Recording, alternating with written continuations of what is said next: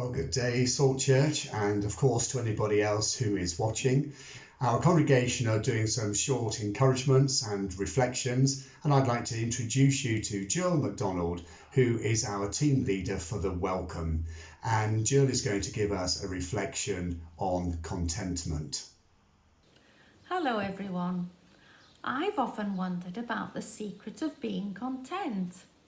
The world measures happiness and success by how much money we have, how big our house is, how good our job is, whether we have fine clothes or not. But what is contentment for you? What is contentment for me? The Oxford Dictionary defines contentment as a feeling of happiness or satisfaction. I used to work as an inspector with the Care Inspectorate in Scotland before coming to Spain. During inspections of care homes, we used to chat with the residents to see what it was like for them to actually live there. One day I spoke with an elderly lady who had recently moved to live in the care home. She was physically frail and could no longer enjoy many of her previous pastimes, such as reading and sewing, due to her poor eyesight.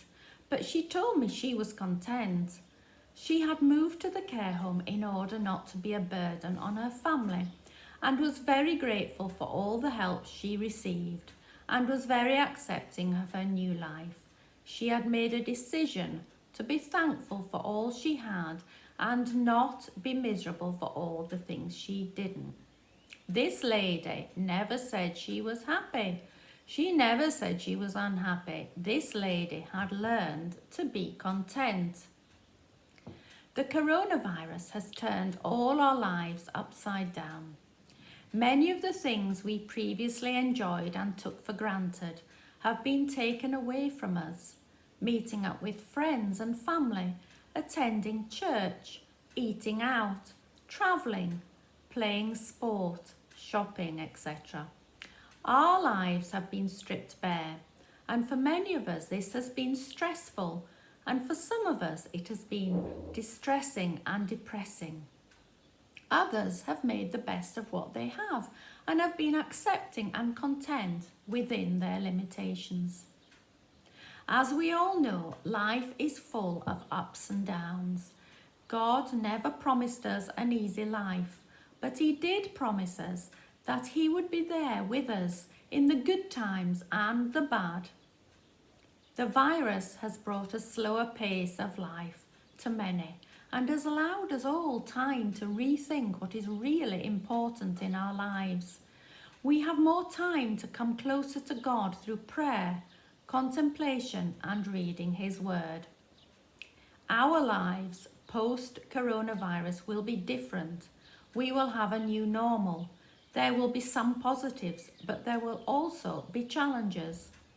We will need to be accepting of new ways of living and find different ways of meeting these challenges if we are to be content. Paul tells us in Philippians chapter 4 verse 11 that he has learned to be content in all circumstances. Paul never said he was always that way. He wasn't always happy. He was not always satisfied. Life for Paul was seldom easy, but Paul had learned. He had taught himself to be content. Contentment for Paul, contentment for me, and contentment for you is knowing and accepting that God is in control and He knows best.